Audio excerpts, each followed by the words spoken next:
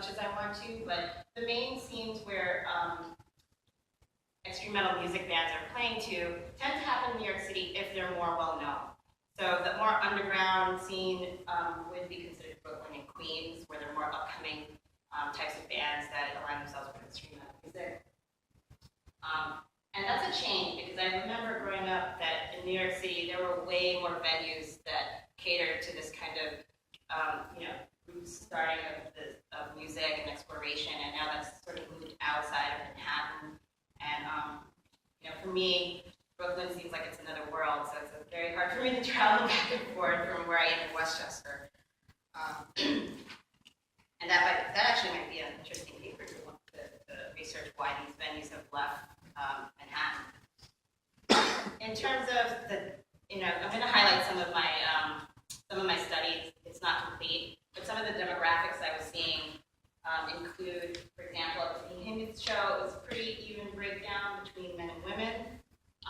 The average age was anywhere between 20 and 40. The breakdown that I observed, not surprisingly, was overwhelmingly Caucasian, with the second biggest group being Hispanics, Asians, African Americans, which is small, and I'm sure Lena Pye can talk more about the African American presence in the scene, and then other terms. I just didn't know what ethnicity they were. For the Mortal show, same thing, relative even breakdown between the genders. Average age is mid-20s to late 30s, a little bit younger. Again, it's more upcoming scene, so that would be my guess as to why it's a little bit younger. The breakdown was, again, overwhelmingly Caucasian. Here, though, there was more Asians present at the show than there were Hispanics. A lot of the women in my survey cited that actually there's a lot of Hispanic Latino in the community participating as musicians and bands within the scene. So it's interesting that didn't happen in this Mortal show, but I'm sure it's due to the interest of the fans of that particular band. So maybe we just don't have that big fan base of Hispanic. Or people just haven't heard from a lot of their music. In terms of my survey questions, I've surveyed about 63 participants since August, and the breakdown showed 56% of them being between the age of 25 and 34. Again, this is all women who voluntarily took the survey. Surprisingly, 3% identified with the age 65 to 74. So that to me was kind of interesting, because I want to meet these women who are of that age bracket. They could teach me something. In terms of an ethnic background of my participants, I was actually surprised to see more were identified as Asian American than Hispanic. So for some reason, either my survey's not getting out to that participant, that ethnic group as much as I'd like, because almost everyone that took the survey cited that they see a lot of Hispanics in the scene.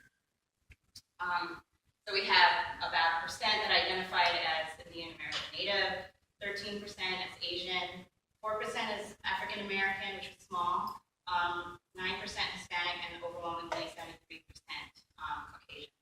In comparison to the overall New York City ethnicity, and this includes men and women, I set the statistics from the census from 2010. Somehow I managed to get all the Asians that live in New York City to take my survey. It's the same number. But you could see already 29%, the next largest group ethnicity-wise in New York City is Hispanic. Following that is African American.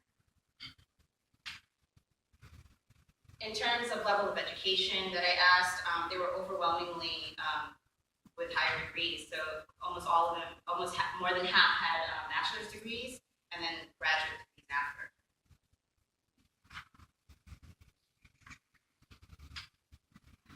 I did ask them if they played an instrument. If so, what kind of instrument, or did they sing?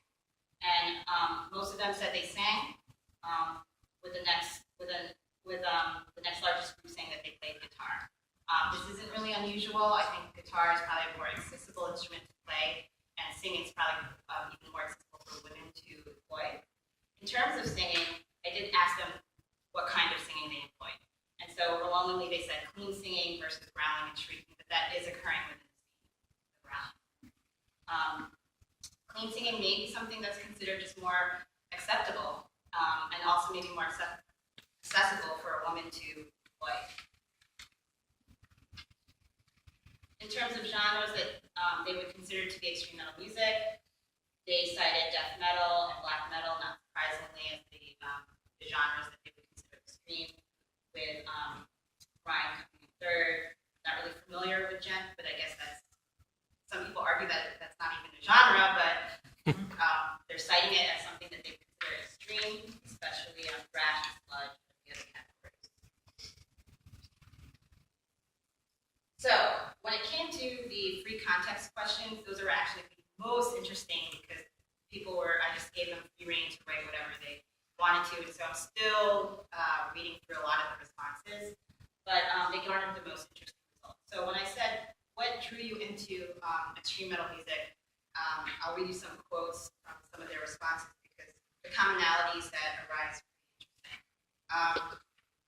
They said it was the adrenaline, the freedom that could be expressed musically. This is another great answer. Primarily the musicianship and a desire to hear things in music that are done in few other genres of guitar and drum-based music, such as polyrhythm, odd time signatures, counterpoint, tonal harmony, tonal sounds, and various instrumental acrobatics. In terms of diversity, it was an overwhelming yes. I see pretty much all different types of diversity. It's not reflected on the participants themselves who took the survey, but it's there.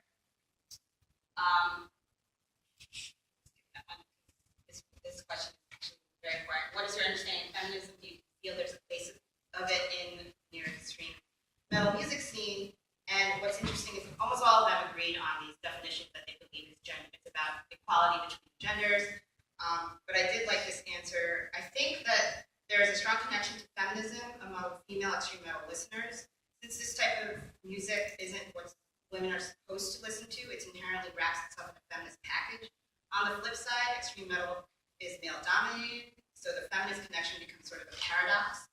As I mentioned, there's a certain strength in extreme metal music that I think draws women to its strength. Right, I'm just going to show I'm doing one-on-one interviews of women in the scene. I have some upcoming interviews with Karen Crisis, which is very exciting, and two of the members of Castrator, so they can really inform me of why they're writing the content they're writing.